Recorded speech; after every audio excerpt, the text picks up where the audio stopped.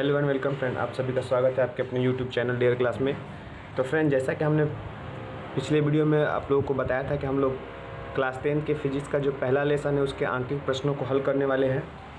तो मैंने कल वाले वीडियो में आप लोग को बताया था कुछ इंपॉर्टेंट फार्मूला, इससे संबंधित कुछ इंपॉर्टेंट सूत्र के बारे में और कुछ आंतरिक प्रश्नों को भी हल कराया था। तो आज हम लोग भारतीय भवन का जो पहला लेसन है क्लास 10 का प्रकाश के परावर्तन, उससे संबंधित जितने भी उस चैप्टर में आपके आंतरिक प्रश्न दिए गए हैं उन सभी प्रश्नों को आज हम लोग हल करेंगे एक एक करके। तो चलिए वीडियो को हम लोग शुरू करते हैं।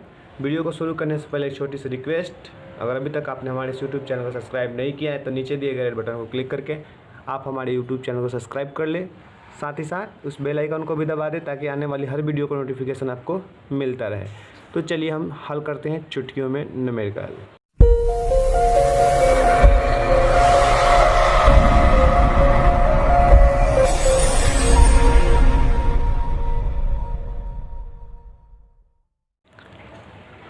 तो आज का हमारा पहला क्वेश्चन है, एक अवतल दर्पण की फोकस दूरी 20 सेंटीमीटर है।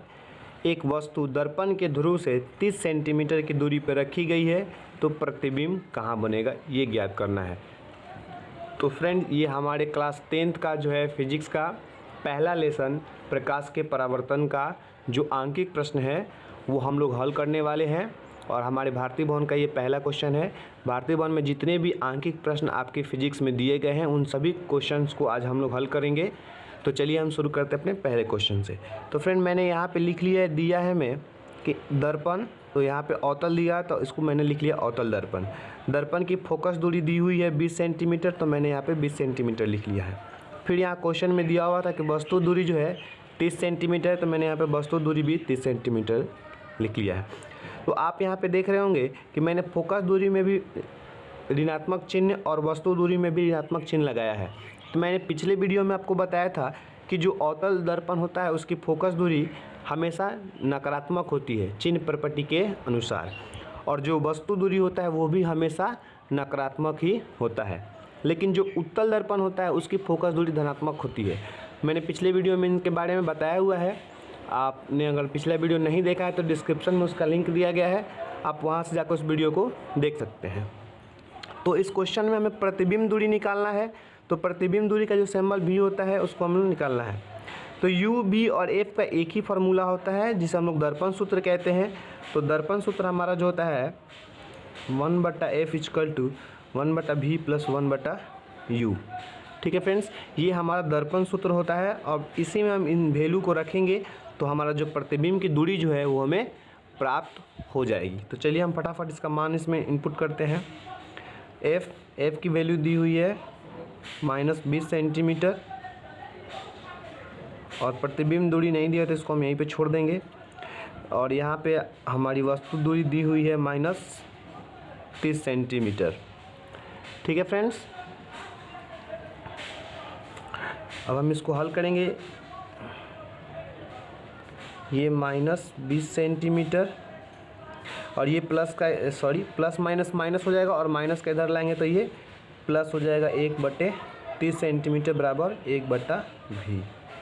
ठीक है फ्रेंड्स, अब यहाँ पे हम इसको एलसीएम अगर लेते हैं तो 1/v = हो जाएगा 60 सेंटीमीटर, और इससे इसको करेंगे तो ये हो जाएगा 20 × 60, 30 सेंटीमीटर प्लस 30 से भाग देंगे 30 दूनी 60 सेंटीमीटर।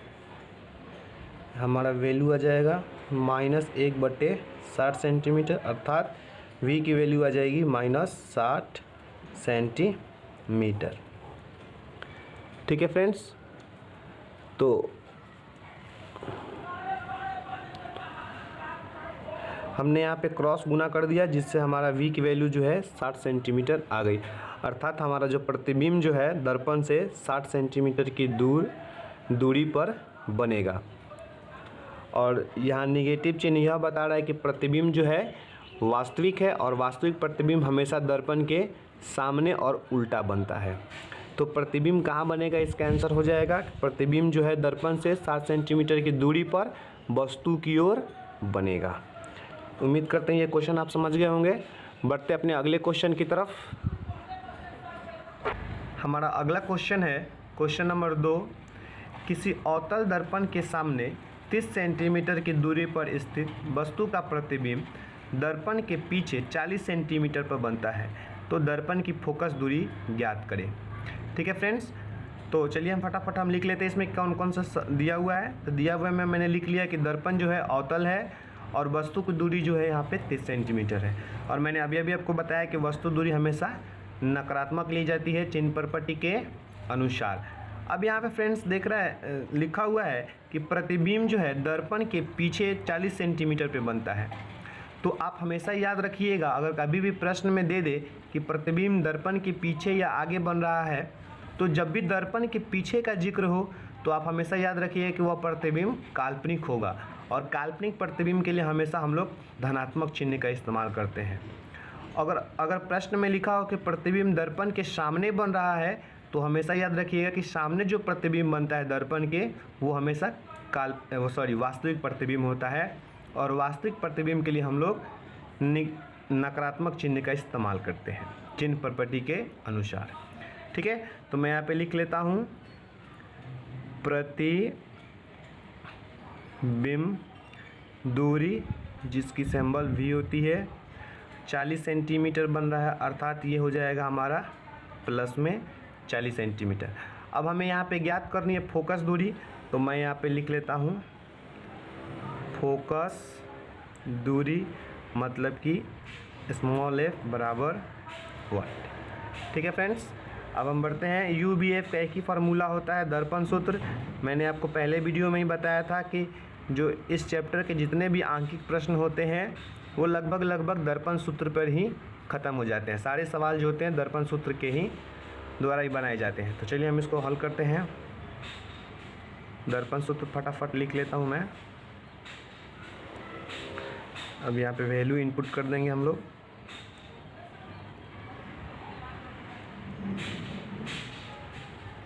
V की वैल्यू दी हुई है 40 सेंटीमीटर और ये हो जाएगा हमारा 30 सेंटीमीटर। ये फ्रैक्शन का सब्ट्रैक्ट हो गया। अब इसका लघुत्तम हम लोग निकालेंगे तो 120 सेंटीमीटर और 40 से इसको भाग देंगे तो 3 मरतबे, 3 से भाग देंगे तो ये हो जाएगा 4 मरतबे। तो हमारी फोकस दूरी जो हो जाएगी -1/20 सेंटीमीटर। और यहाँ पे देखिए फ्रेंड्स 1/f का वैल्यू जो है वो -1/20 आएगा। अब यहाँ पे हम क्रॉस गुना कर देंगे तो f की वैल्यू जो है -20 सेंटीमीटर हमें प्राप्त हो जाएगी। और हम लोग जानते हैं कि अवतल दर्पण जो होता है उसकी फोकस दूरी हमेशा नकारात्मक होती है। तो आप यहाँ पे देख रहे होंगे इसका आंसर जो है फोकस दूरी नकारात्मक आया है, अर्थात इस प्रश्न का आंसर हो जाएगा 120 सेंटीमीटर। उम्मीद करते हैं क्वेश्चन को आप समझ गए होंगे। चलिए बढ़ते हैं अपने अगले सवाल की तरफ। हमारा अगला सवाल है क्वेश्चन नंबर 3। एक उत्तल दर्पण की वक्रता त्रिज्या 12 सेंटीमीटर है। दर्पण से 12 सेंटीमीटर की दूरी पर स्थित वस्तु का प्रतिबिंब कहाँ बनेगा। ठीक है फ्रेंड्स, तो क्वेश्चन दिया हुआ है कि एक उत्तल दर्पण है जिसकी वक्रता त्रिज्या 12 सेंटीमीटर दी गई है और इस दर्पण से 12 सेंटीमीटर की दूरी पर एक वस्तु को रखा गया है। तो हमें ज्ञात करना है कि इसका प्रतिबिंब जो है कहाँ बनेगा, उसकी प्रतिबिंब दूरी क्या होगी। तो चलिए हम इसको हल करते हैं। सबसे पहले हमारा वही काम होगा, गिवन का दिया है दर्पण कौन सा है, तो हम यहाँ पे फटाफट लिख लेते हैं कि यहाँ पे हमारा दर्पण जो है उत्तल दिया हुआ है, कॉन्वेक्स मिरर, और यहाँ पे वक्रता त्रिज्या दी गई है। तो हम यहाँ पे लिख लेते हैं दर्पण की वक्रता त्रिज्या जिसका सिंबल होता है कैपिटल R। और फ्रेंड्स आप याद रखिएगा कि जो उत्तल दर्पण होता है उसकी वक्रता त्रिज्या और फोकस दूरी दोनों हमेशा धनात्मक होती है चिन्ह प्रॉपर्टी के अनुसार। तो हम यहाँ से निकाल लेते हैं अपना फोकस दूरी निकाल लेंगे। तो फोकस दूरी मैंने पहले वीडियो में इसका फार्मूला बताया था कि फोकस दूरी बराबर क्या होता है, वक्रता त्रिज्या बटा 2। तो वक्रता त्रिज्या यहाँ पे 12 दिया हुआ है, बटे 2 कर लेंगे तो हमारा फोकस दूरी जो है 6 सेंटीमीटर आ जाएगी। और वस्तु की दूरी तो प्रश्न में दिया हुआ है वस्तु दूरी मतलब कि u दिया हुआ है -12 सेंटीमीटर। तो अब हमें प्रतिबिंब दूरी निकालना है। प्रतिबिंब दूरी मतलब कि v। सूत्र हमारा क्या कहता है? दर्पण सूत्र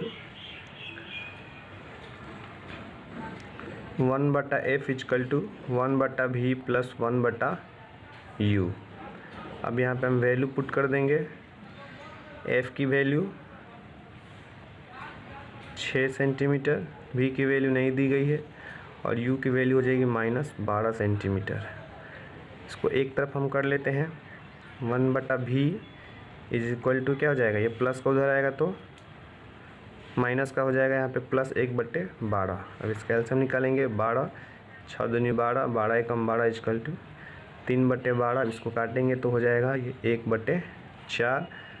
मतलब कि 1/v की वैल्यू हो जाएगी 1/4, तो v की वैल्यू हो जाएगी 4 सेंटीमीटर।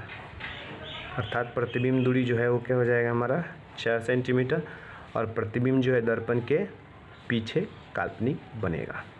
बढ़ते अपने अगले सवाल की तरफ। उम्मीद करते हैं सवाल आप समझ गए होंगे। तो चलिए बढ़ते अपने अगले सवाल की तरफ। हमारा अगला सवाल है, एक अवतल दर्पण की फोकस दूरी 15 सेंटीमीटर है। इससे 25 सेंटीमीटर की दूरी पर 4 सेंटीमीटर ऊंची एक वस्तु रखी गई है। दर्पण से कितनी दूरी पर इसका प्रतिबिंब बनेगा? प्रतिबिंब का आकार क्या होगा? वह सीधा होगा या उल्टा? तो फ्रेंड्स, ये जो क्वेश्चन है, हमने अभी तक जितने भी क्वेश्चन बनाए उससे थोड़ा सा टफ क्वेश्चन है। तो चलिए हम इसको देखते हैं कि आप इसको कैसे चुटकियों में हल कर सकते हैं।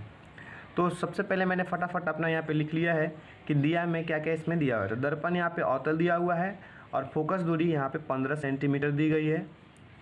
इसके अलावा वस्तु की दूरी 25 सेंटीमीटर और वस्तु की ऊंचाई 4 सेंटीमीटर दी गई। जैसे कि आप यहाँ पे अपने क्वेश्चन में देख रहे होंगे कि 4 सेंटीमीटर ऊंची एक वस्तु रखी गई है। तो यहाँ पे वस्तु की ऊंचाई जिसका सिंबल h होता है, और हमने यहाँ पे प्लस का चिन्ह लिया है क्योंकि वस्तु जो होता है हमेशा सीधी खड़ी होती है। लेकिन प्रतिबिंब में क्या होता है कि प्रतिबिंब हमारा उल्टा भी बन सकता है और सीधा भी बन सकता है, तो वहाँ पर हम प्लस माइनस का चिन्ह प्रयोग करेंगे। लेकिन जो वस्तु जो होगी वो हमेशा सीधी ही होगी। ठीक है फ्रेंड्स, इसलिए हमने चिन्ह प्रॉपर्टी के अनुसार यहाँ पे वस्तु की ऊंचाई जो है प्लस में रखी है। इसके अलावा यहाँ पे आप क्वेश्चन पूछ रहा है कि प्रतिबिंब की दूरी क्या होगी और प्रतिबिंब का आकार क्या होगा और प्रतिबिंब सीधा होगा या उल्टा। तो चलिए हम इसको बनाते हैं और हल करके देखते हैं कि प्रतिबिंब कैसा बन रहा है। तो हम यहाँ पे दर्पण सूत्र का इस्तेमाल करेंगे। दर्पण सूत्र हमारा होता है 1/f = 1/v + 1/u। ठीक है फ्रेंड्स, तो अब यहाँ पे हम वैल्यू पुट करेंगे 1/15, ये हो गया v और ये हो जाएगा -1/25। अब इसको हम इस साइड बुला लेंगे तो ये हो जाएगा -1/15 + 1/20 और ये हो जाएगा 1/v।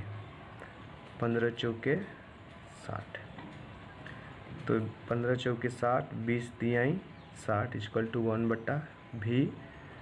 अब इसको हम यहाँ पे हल कर देते हैं तो 1/v की वैल्यू हो जाएगी आपका -1/60, अर्थात v = हो जाएगा -60 सेंटीमीटर।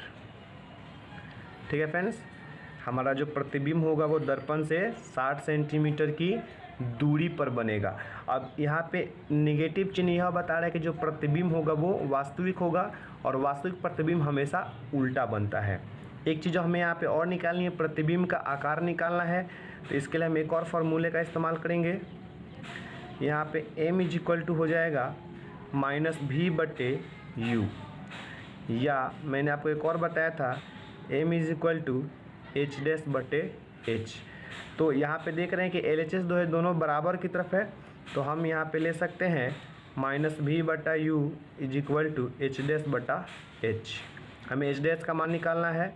तो v की वैल्यू हमारे पास 60 आ गई है और माइनस यहाँ पर भी है, माइनस यहाँ पर भी, तो माइनस और माइनस प्लस हो जाएगा 60 सेंटीमीटर। और u की वैल्यू यहाँ पे दी गई है -25 सेंटीमीटर। h' हमें निकालना है और h की वैल्यू यहाँ पे 4 दी गई है। इसको 5 से काटेंगे तो 12 पंचे 60 और 5 पंचे 25, 4 से इसको काट देंगे तो 4 तिहाई 12।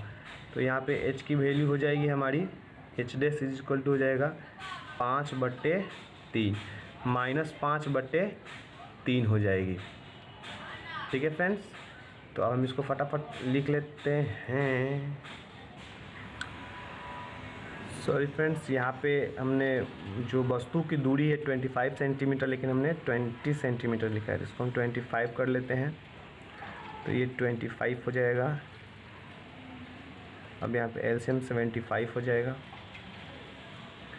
तो 15 पचे 75, 25 तिया 75, तो ये यहाँ पे आ जाएगा 2/75। मतलब कि प्रतिबिंब की जो दूरी होगी वो 60 ना आकर आ जाएगी हमारी -75/2 सेंटीमीटर।